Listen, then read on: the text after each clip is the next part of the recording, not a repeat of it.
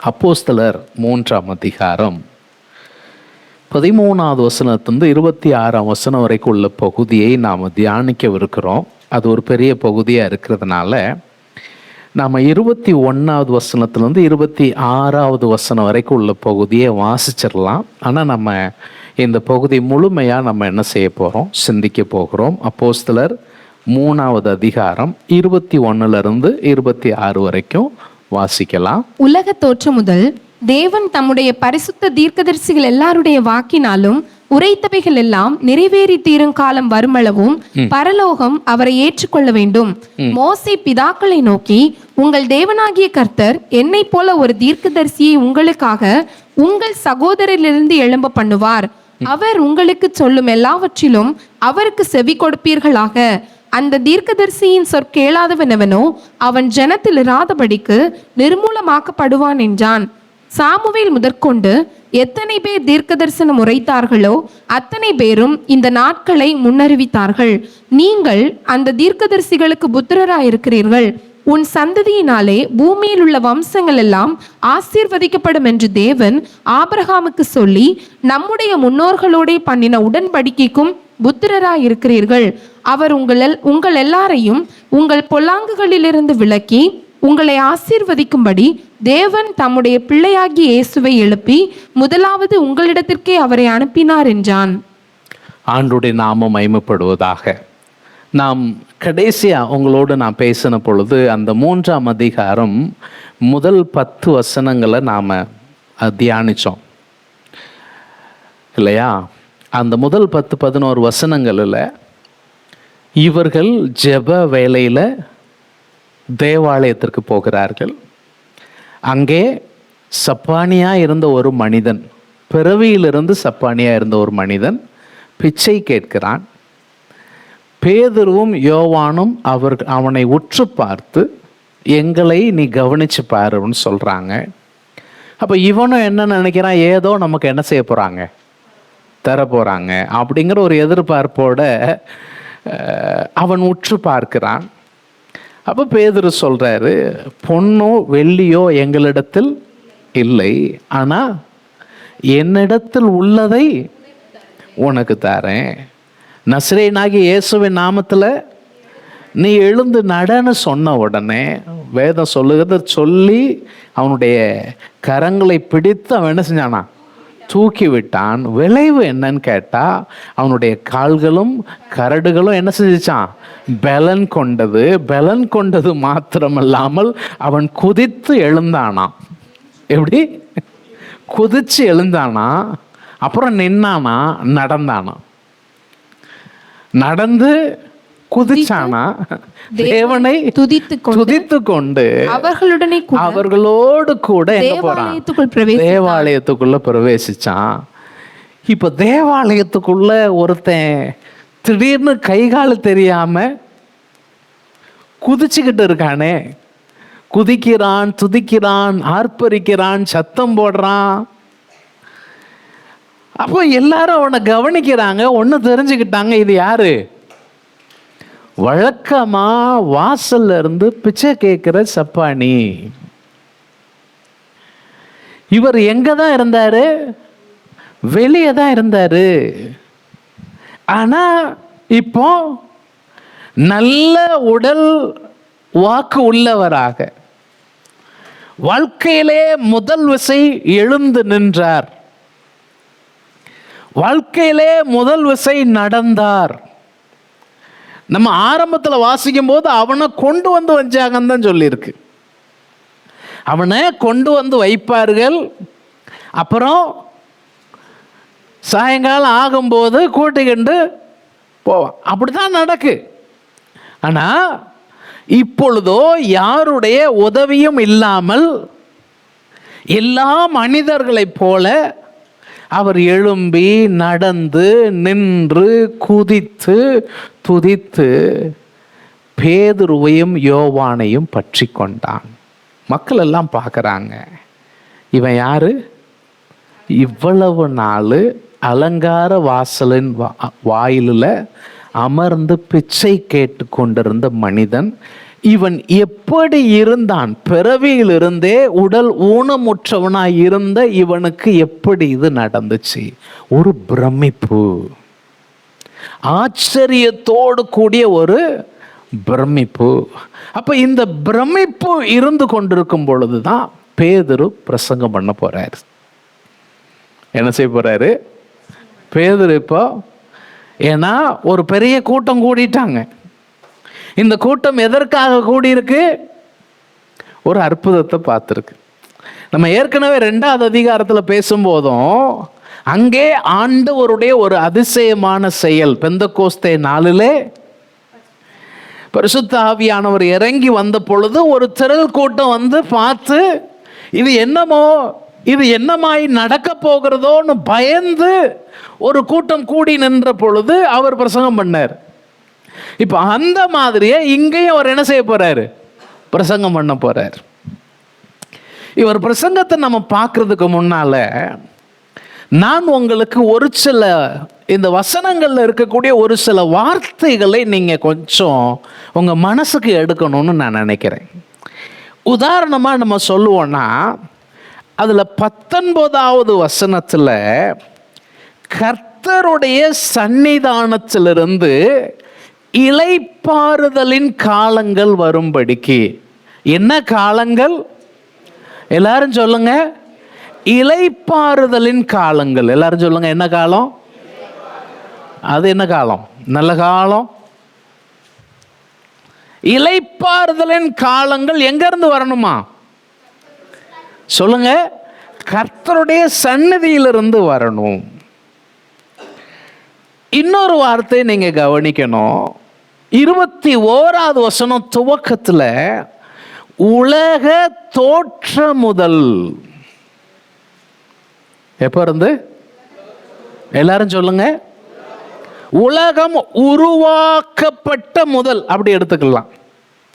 அதுல கீழே சொல்லி இருக்கு, பரிசுத்த தீர்க்கதரிசிகள் எல்லாருடைய வாக்கினாலும் உரைத்தவைகள், இந்த கடைசி 2 வார்த்தை, நிறைவேறி தீரும் காலங்கள்.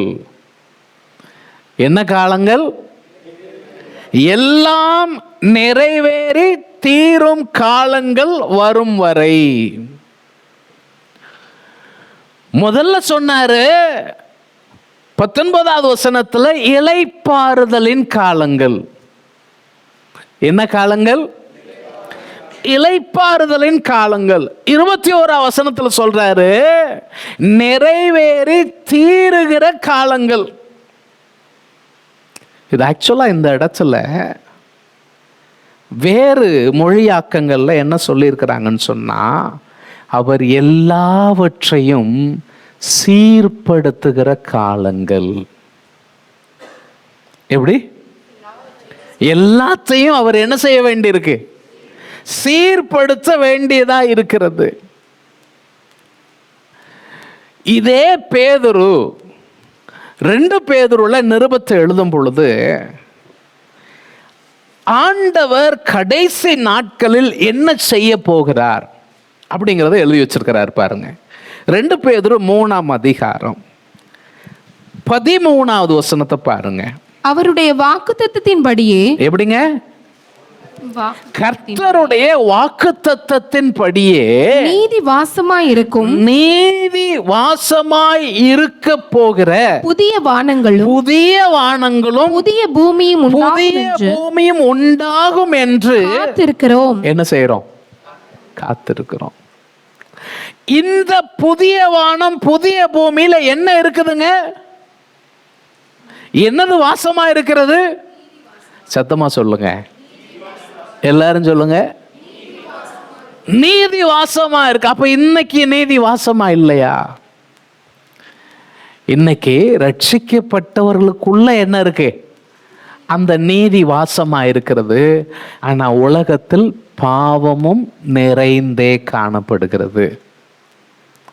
உலகம் முழுவதும் சாத்தானுக்குள் கிடக்கிறது, பொல்லாங்கனுக்குள் கிடக்கிறது அப்படி நம்ம வாசிக்கிறோம். ஆனா பேதுரு இங்க சொல்லக்கூடிய இந்த இடத்துல என்ன சொல்றாருன்னா, அது மாறப்போகுது. உலகம் முழுவதும் பொல்லாங்கனுக்குள் கிடக்கிறது அப்படிங்கிற சூழலை அவர் மாற்றி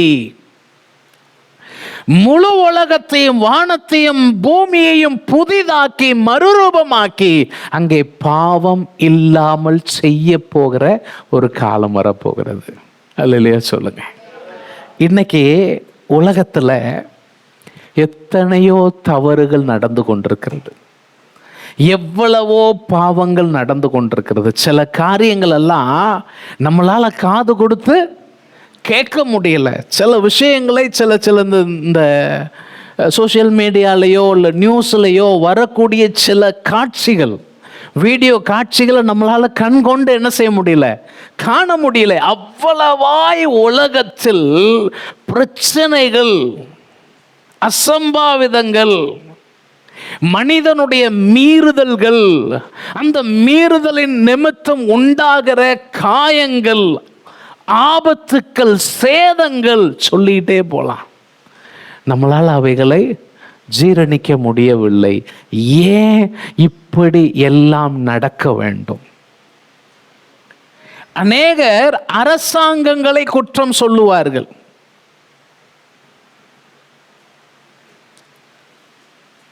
அநேக நேரத்தில் நம்மளே கூட சில காரியங்களில் நாம் எல்லாம் கேட்குறோம். ஒரு உதாரணம் சொல்கிறேன். நம்ம ஜெபிக்கிறோம், டாஸ்மாக் கடை எல்லாம் இல்லாமல் போயிடணும், எல்லா கடையும் அடைச்சிடணும். அடைச்சா என்ன ஆகும்? கள்ளச்சாராயம் காய்ச்சுவாங்க. ஏன்? ஒரு பழமொழி சொல்லுவாங்க, திருடனா பார்த்து திருந்தலைன்னா திருட்ட ஒழிக்க. அப்போ என்ன? அப்போ உண்மையிலே ஜெபம் எதுக்கு பண்ணணும்னா, டாஸ்மாக் கடையை மூடுறதுக்கு ஜெபம் பண்ணக்கூடாது, குடிகாரே திருந்ததுக்கு ஜெபம் பண்ணணும். மாற்றம் எங்கே வரணும்? கடையில் வர வேண்டாம். மாற்றம் எங்கே வரணும்? மனிதனுக்குள்ள வரணும். மனிதனுக்குள்ள வந்துச்சுன்னா அவன் எங்க போக மாட்டான்? குடிக்க போக மாட்டான். அவன் குடிக்க போகலன்னா வீடு நல்லாயிரும். எழுதி தான் வச்சிருக்கிறாங்க, குடியை கெடுக்கும். அது என்னத்தை கெடுத்தா என்ன, எனக்கு குடிக்க வேணும், அப்படிதான் குடிக்க போறாங்க இல்லையா? சிகரெட்டு போடுறதுக்கு அதுக்கு பின்னால கொட்டை எழுத்துல எழுதி வச்சிருக்கிறான். இந்த புகையில எல்லாம் பார்த்தீங்கன்னா அதுக்கு பின்னால இந்த ஆட்களுடைய வாயெல்லாம் கேன்சர் வந்தா என்னெல்லாம் நடக்கும் அதை அப்படியே படம் போட்டு வச்சிருக்கிறான். சில நேரம் இந்த கடைகளில் தொங்குறத நம்ம பார்க்கும்போது நமக்கு அதை பார்க்கறதுக்கே அருவருப்பா தெரியுது. அது என்ன சொல்லுதுன்னா, எப்ப நீ இதை தின்னா இந்த படத்தில் உள்ளது உனக்கு வரும். உன் வாயை எப்படி படம் எடுத்து போடுவாங்க. உன் வாயை ஸ்கேன் பண்ணும்போது இந்த படம் தான் வரும். வந்துட்டு போகுது, நான் தும்பேன். இதுதான் மனுஷன். மனுஷன் யாருன்னா, வேதம் சொல்லுது கடவுள் மனிதனை பூரணமா படைச்சாராம், எல்லாத்தையும் நல்லா படைச்சாராம். ஆனால் தொடர்ந்து சொல்லியிருக்கு, அவர்களோ தங்களுக்கு உபாயங்களை தேடிக்கொண்டார்கள். தானா வாலண்டியரா தேடி நான் இப்படி தாங்க இருப்பேன். இதுக்கு காரணம் என்னன்னா, இந்த உலகத்தில் பாவமும் மீறுதலும் குடிக்கொண்டிருக்கிறது. இன்னைக்கு ஏன் நம்ம நிறைய பிரச்சனைகளுக்குள்ள போகிறோம்? இன்னைக்கு ஏன் உலகத்துல தீர்க்க முடியாத பல பிரச்சனைகள் இருக்கிறது? இன்னைக்கு ஏன் பலருடைய வாழ்வில் குறைபாடுகள் இருக்கிறது? ரட்சிக்கப்பட்டவர்கள் கூட சில குறைபாடுகளோடு கூட கடந்து போக வேண்டிய காரணம் என்ன? நீங்க ஏற்றுக்கொண்டாலும் ஏற்றுக்கொள்ளாவிட்டாலும் அதற்கு காரணம் நீங்களும் நானும் வாழக்கூடிய இந்த பூமி. இந்த பூமியில குறைபாடுகள் இருக்கிறது. வேதனைகள் இருக்கிறது, கஷ்டங்கள் இருக்கிறது. ஆனால் ஆண்டவர் இங்கே என்ன சொல்லுகிறார்? அப்போஸ்தலனாகிய பேதுருவின் மூலமாக, எப்பா இது எல்லாம் சரிப்படுத்துகிற ஒரு தேவன் இருக்கிறார், சகலத்தையும் சீர்படுத்துகிற ஒரு தேவன் இருக்கிறார், எல்லாவற்றையும் புதிதாக்குகிற ஒரு தேவன் இருக்கிறார், வாழ்வில் மறுரூபத்தை கொடுக்கக்கூடிய ஒரு தேவன் இருக்கிறார். அதை நீ அறிய வேண்டும். அவ்வளவுதான் செய்தி. அதாவது வேதாகமத்தில் நடக்கிற எந்த ஒரு சம்பவமும், எந்த ஒரு அற்புதமும் அதோடு கூட ஒரு செய்தி இல்லாமல் அந்த அற்புதமோ சம்பவமோ சொல்லப்படுவது கிடையாது. நீங்க 2ஆம் அதிகாரத்தில் வாசிக்கும் போது பரிசுத்த ஆவியானவர் இறங்கி வந்தார் சொல்லும் பொழுது அங்கேயும் அதை சார்ந்த விளக்கங்களை பழைய ஏற்பாட்டிலிருந்து என்ன செஞ்சாங்க? எடுத்து சொன்னாங்க. இங்கே ஒரு அற்புதம் நடந்திருக்கிறது. இந்த அற்புதத்தை பேதுரு தானாய் போய் செய்தாரா? நிச்சயமா நான் சொல்றேன், ஆவியானவர் அவரை செய்ய தூண்டி இருக்க வேண்டும். ஆவியானவர் அவரிடத்துல சொல்லி இருக்க வேண்டும், நீ இதை செய். ஏன்னா இவர் 46 வயசு உடையவராக இருந்தாருன்னு அடுத்த அதிகாரத்தில் நம்ம வாசிப்போம். இந்த மனுஷன் அப்போ இவர் காலங்காலமா எங்க தான் இருந்திருக்கிறாரு? அலங்கார வாசல் தான் இருந்திருக்காரு. ஜீசஸ் ஊழியம் செஞ்ச காலத்தில் கூட இருந்திருக்கலாம். உங்களுக்கு அடுத்த ஒரு ஷாக்கர் எப்போ இருந்திருக்கலாம்? ஏசுநாதரும் அந்த வழியில் என்ன செஞ்சிருக்கலாம்? போயிட்டு வந்திருக்கலாம். ஆனா அப்பெல்லாம் என்ன ஆகல? சுகமாகல. ஆனா அவனுக்கான சுகத்திற்கான வேலை இதுதான் இல்லையா? அப்போ கர்த்தர் அவனிடத்துல பேசியிருக்கணும், பேதுரு இடத்துலப்பா நீ இப்போ இதை செய்யணும்.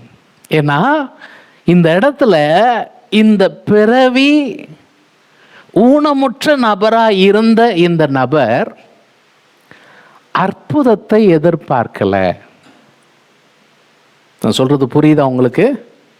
இவர் என்ன செய்யல?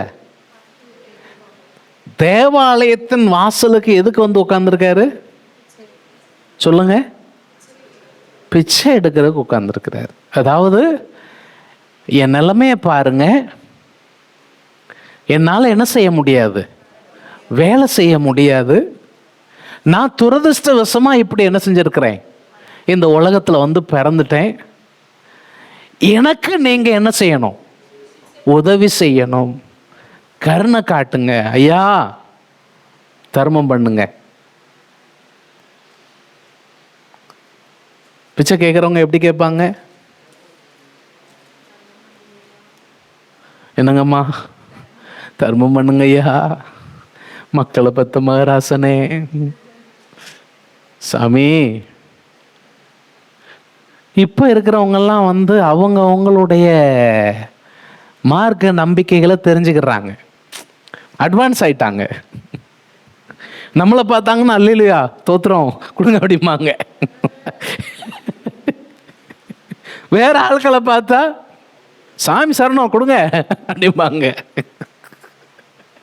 ஒவ்வொரு ஆளும் பார்த்து அதுக்கேற்ற மாதிரி என்ன செய்வாங்க? கேட்பாங்க. பெரியவங்க சொல்றாங்க, பாத்திரம் அறிந்து பிச்சை போடு.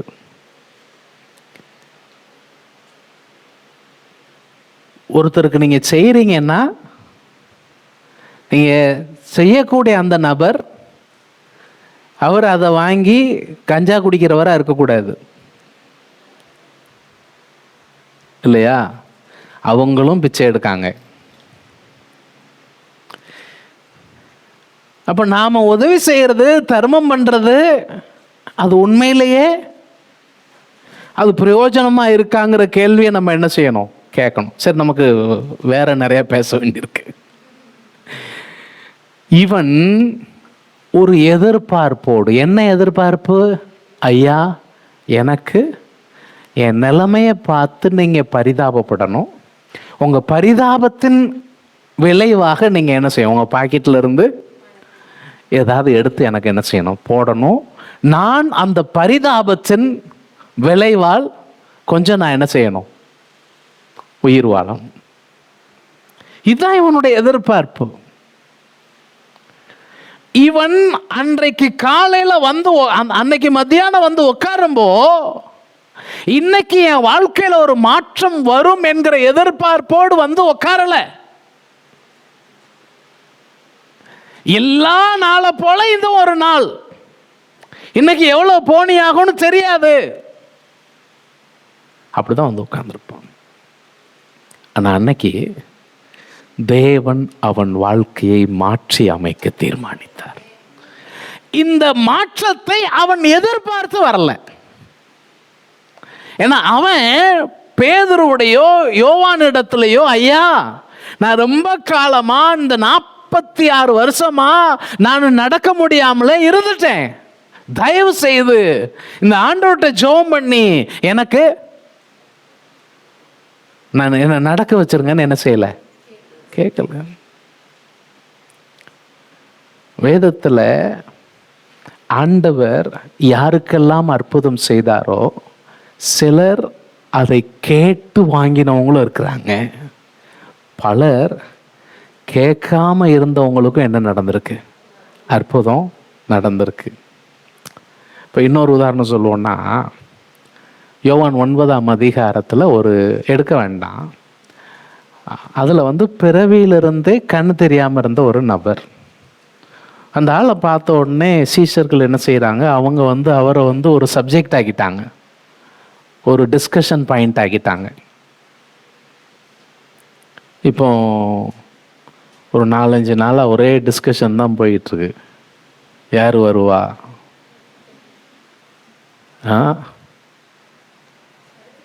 திரும்பவும் உதிச்சிருமா, இல்லை விசிலை போட்டு பெணாத்திரலாமா, இல்லை இலை துளிர்த்துருமா? ஒவ்வொருத்தரும் இல்லை எல்லாம் தொங்கு சபையெல்லாம் தொங்கிட்டு நிற்க போதா? அவங்களுக்கு கொஞ்ச நாளைக்கு யூகங்கள், நாளைக்கு இவ்வளோ நேரத்தில் ஓரளவுக்கு தெரிஞ்சிடும், நாளைக்கு சாயங்காலம் முடிவே ஆயிரும். ஆனால் அதுக்கு உள்ள இந்த மனுஷங்க நம்மளை படுத்துகிற பாடு அப்பா சமாளிக்க முடியல. ஏண்டா டேய், ஒரு மீடியா வச்சுட்டு இப்படியெல்லாமா பண்ணுவீங்க அப்படின்னு கேட்குற அளவுக்கு என்ன செய்யுது இருக்கு. ஒவ்வொருத்தரும் கொடுக்குற ஆர்கியூமெண்ட்டெல்லாம் பார்த்தா எப்படி இப்படிலாம் அவங்க யோசிச்சு பேசுவாங்கன்னு தெரியாதுங்கிற அளவுக்கு என்ன செய்யுது இருக்கு. நம்ம ஆட்கள் கேட்காங்க, ஆண்டவரே இவன் குருடனாய் பிறந்ததற்கு காரணம் இவன் செய்த பாவமா? இவங்க ஏண்டா இப்படி தட்டுறது யார் செஞ்ச பாவம்? நீ செய்யற பாவமா? உங்க அம்மா அப்பா செஞ்ச பாவமா?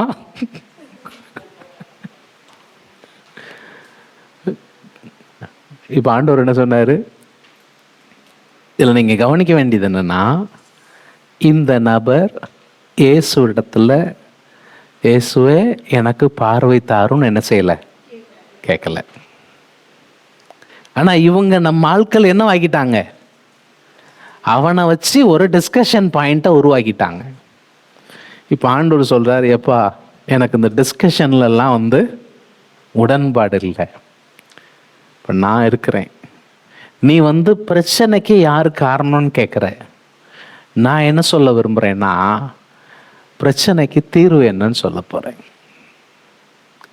இவன் செய்த பாவமும் அல்ல, இவனை பெற்றவர்கள் இவனை பெற்றவங்க செஞ்ச பாவமும் அல்ல, தேவனுடைய கிரியைகள். இவன் வாழ்க்கையில என்ன உண்டாகணும்னு கேட்டா தேவனுடைய செயல்கள் உண்டாக வேண்டும், தேவனுடைய செயல்கள் இவனிடத்தில் வெளிப்பட வேண்டும் அப்படின்னு அப்படி பறந்திருக்கிறான். எவ்வளவு வருஷம் கழிச்சு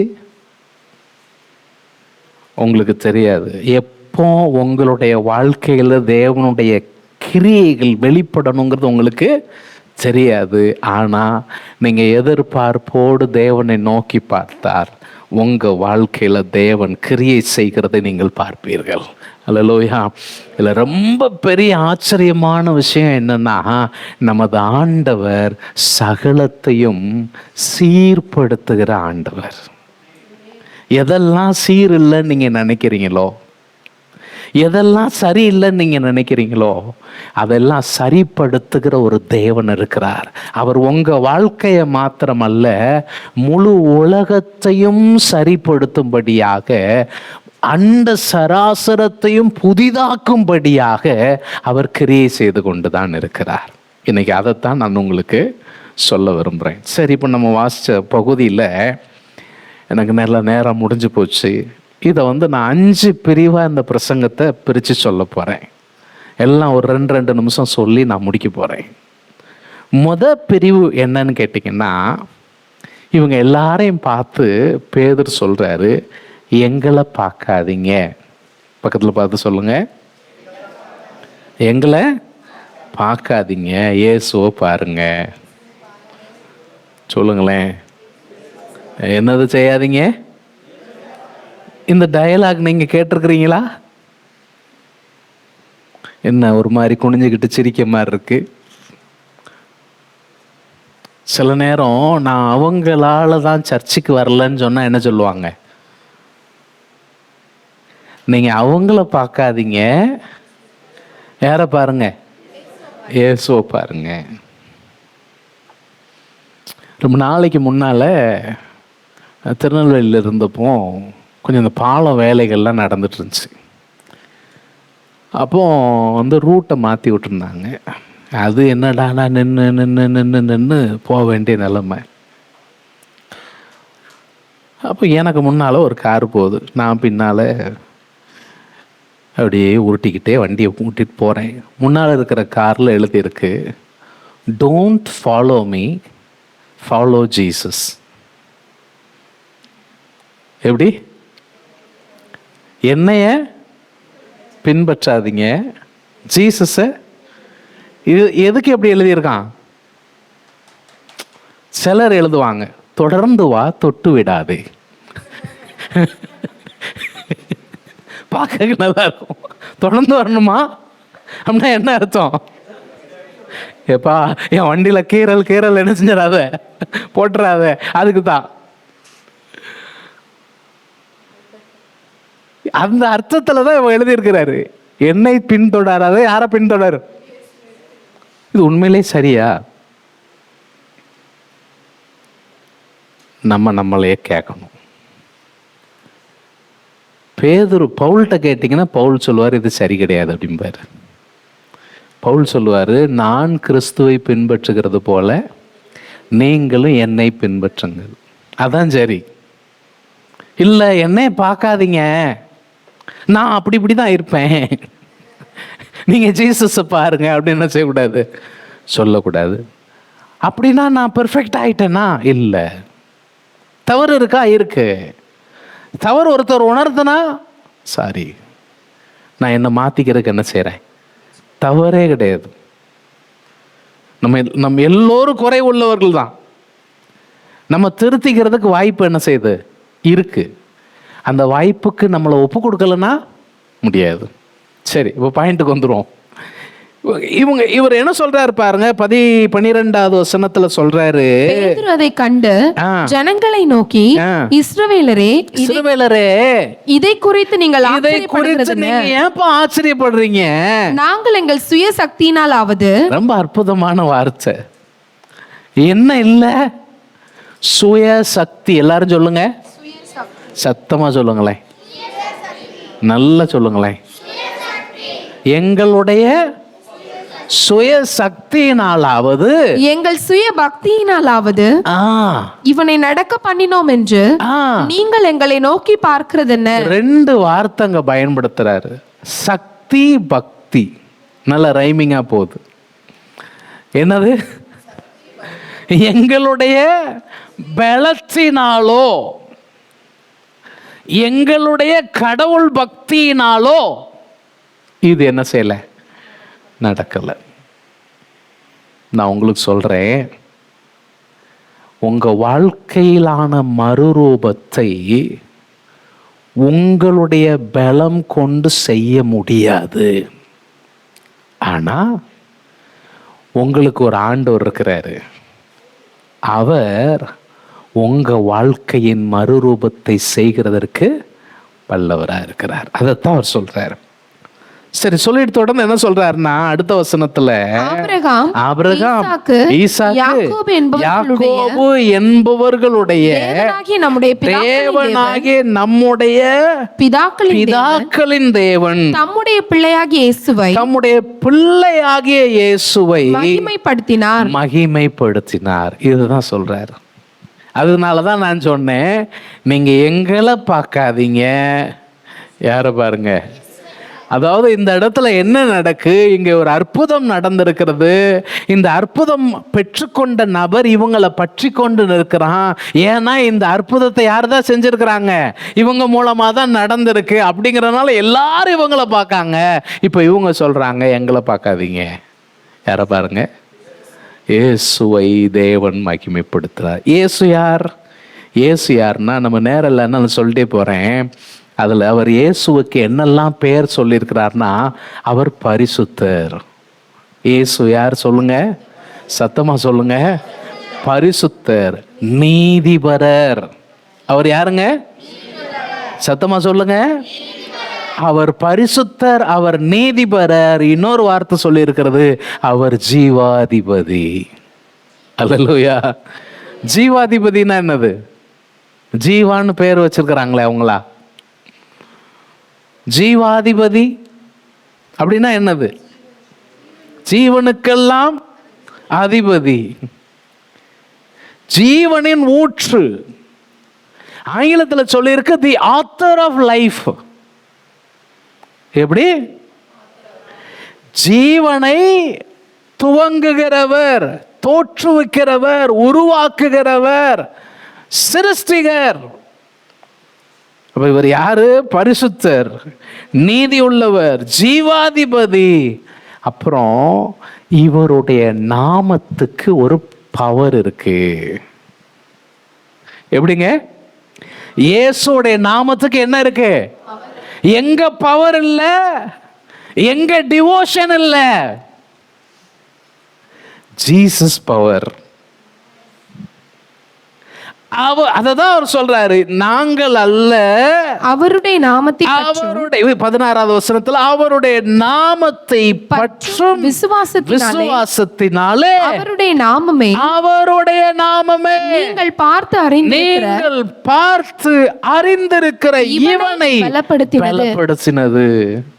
இயேசுவின் நாமம் இதை செய்தது. அப்புறம் சொல்றாரு, அவரால் உண்டாகிய விசுவாசமே, இந்த இயேசுவால உண்டான விசுவாசம் தான் உங்கள் எல்லாருக்கும் முன்பாக இந்த சர்வாங்க சுகத்தை இவனுக்கு கொடுத்தது, பூரணமான சுகத்தை இவனுக்கு கொடுத்தது. பிரியமான கர்த்தருடைய பிள்ளையே, உன்னையும் என்னையும் தேவன் அழைத்திருக்கிறதற்கு காரணம், உன்னை சுற்றி இருக்கிறவர்கள் மத்தியில் இது போன்ற ஒரு சாட்சியாய் உன்னை நிறுத்த வேண்டும். உங்க வாழ்க்கையும் என் வாழ்க்கையும் பார்க்கிறவர்கள் இயேசு என்னில் தந்திருக்கிற பலத்தை பார்த்து இயேசுவை உயர்த்த வேண்டும்.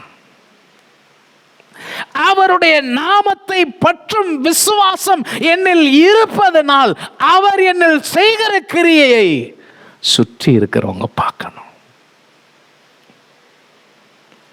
இதுதான் உங்களை குறித்து தேவனுடைய எதிர்பார்ப்பு. என்ன செய்யணும்? சுற்றி இருக்கிறவங்க எதை பார்க்கணும்? உங்களில் இருக்கிற இயேசுவின் நாமம். வேதம் நம்மளை குறித்து சொல்லியிருக்கு, அவருடைய நாமம், அவருடைய நெற்றியிலே அவருடைய நாமம் இருக்கிறது. நெத்தியில் என்ன இருக்கு? சில சொல்லுவாங்களே, ஆளை பார்த்தாலே, ஆமாம், மூஞ்ச பார்த்தாலே தெரிஞ்சிடும். இந்த எங்கள் மாமியார் நிறைய பழமொழி சொல்லுவாங்க. இந்த மொசப்பிடிக்கிற நாயை மூஞ்ச பார்த்தாலே தெரிஞ்சிடும். நம்ம முகத்தை பார்த்தா, நம்மளை பார்த்தா என்ன சொல்லணும்? இவங்களுக்குள்ள இயேசு இருக்கிறார், இவங்களுக்குள்ள இயேசுவின் வல்லமை இருக்கிறது. இவன் எப்படி மாறினான்? எப்படி இந்த மாதிரியான மாற்றம் உனக்குள்ள எப்படி வந்துச்சு சொல்லணும்.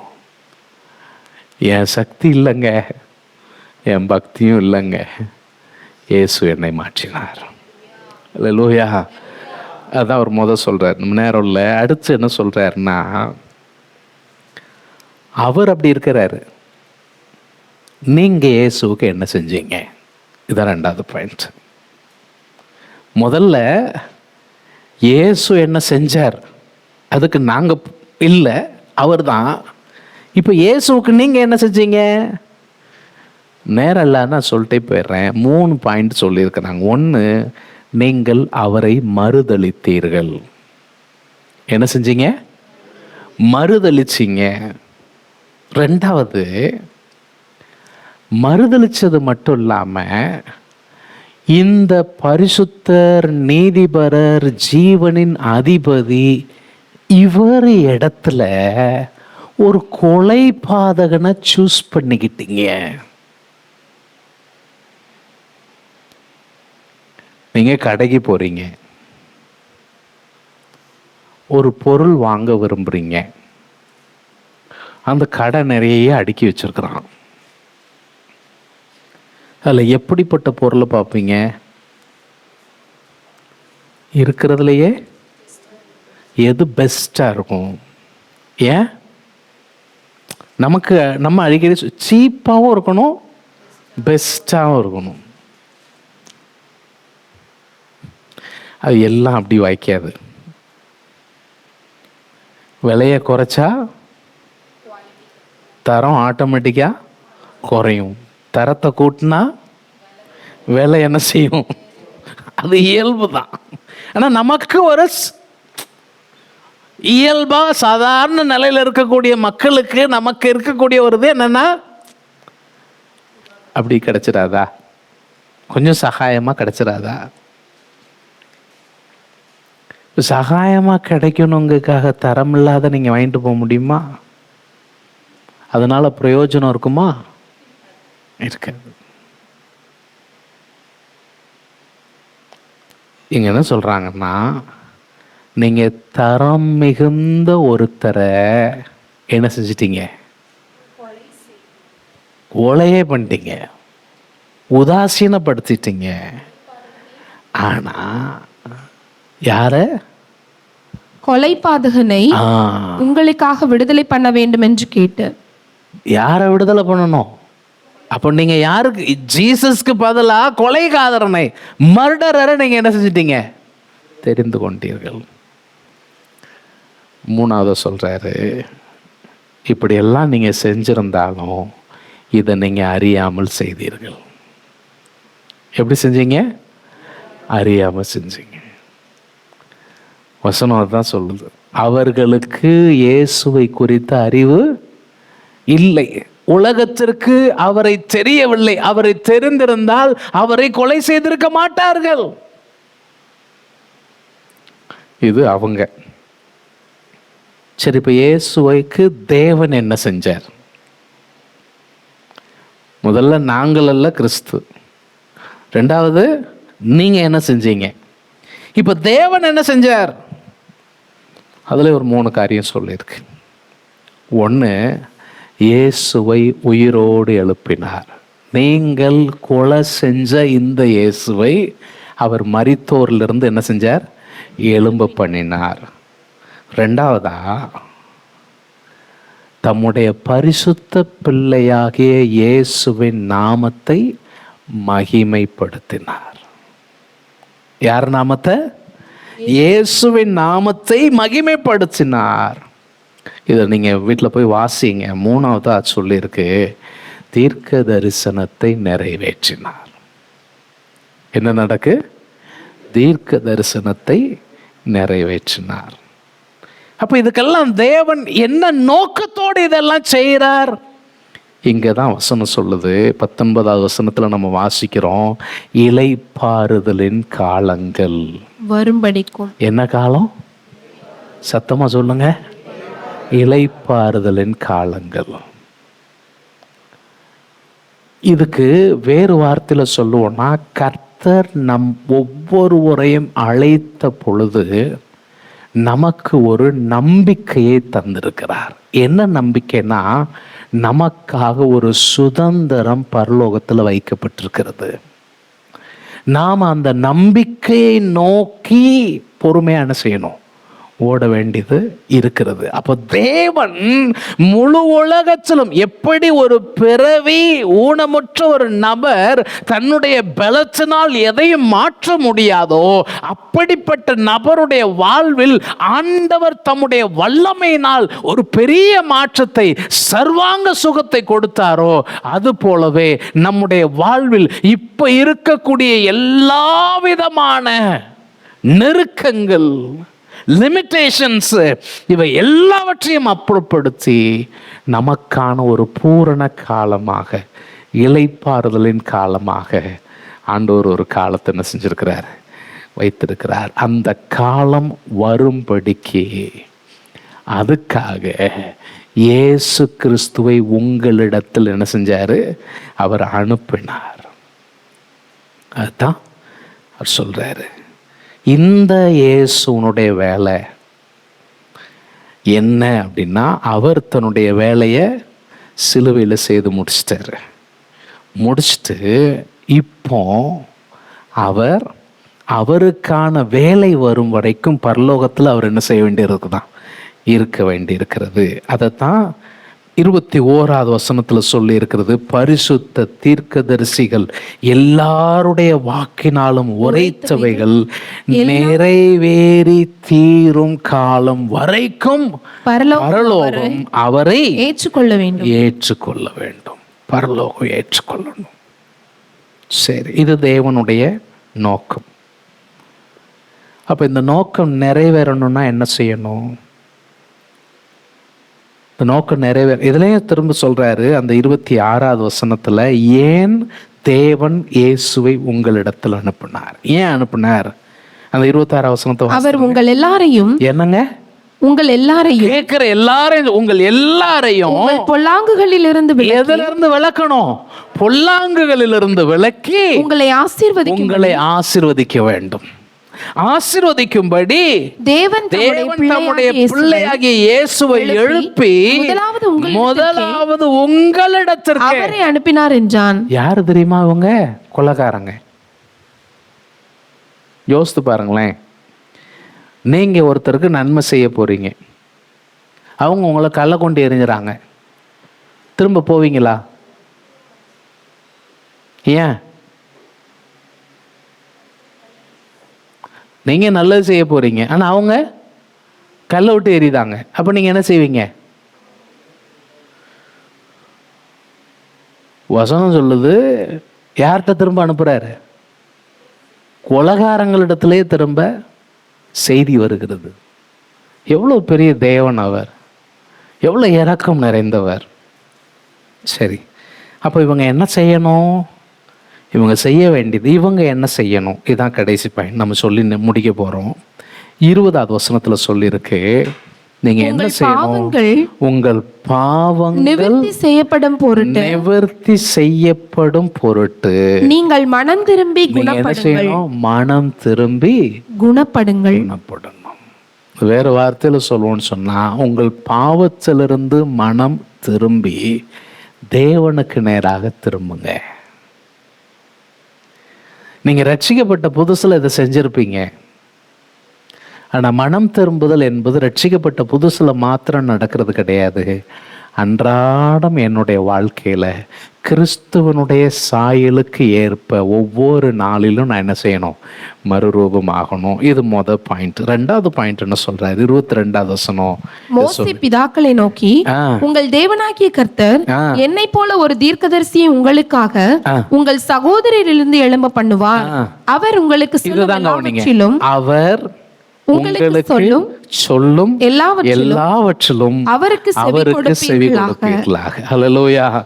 என்ன சொன்ன, மனம் திரும்புங்க, தேவனுக்கு நேரம் உங்களை மாற்றுங்க. அடுத்து இந்த மனம் திரும்புதலின் வாழ்க்கையில அவர் உங்களுக்கு சொல்லுகிற எல்லாவற்றிற்கும் செவி கொடுங்கள், கீழ்ப்படியுங்கள். இப்படி செய்யும் பொழுது நீங்கள் அவருடைய அந்த இளைப்பாறுதலின் காலங்களுக்குள் பிரவேசிப்பீர்கள். முழங்கால் படியிடுவோம், கர்த்தருடைய முகத்தை நோக்கி பார்ப்போம்.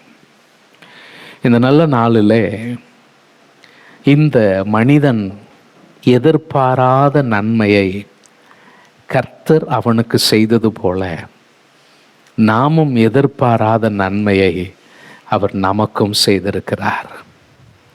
இன்றைக்கு நீங்கள் ஆண்டவரோடு கூட இருக்கிற உறவில் எப்படி இருக்கிறீங்க?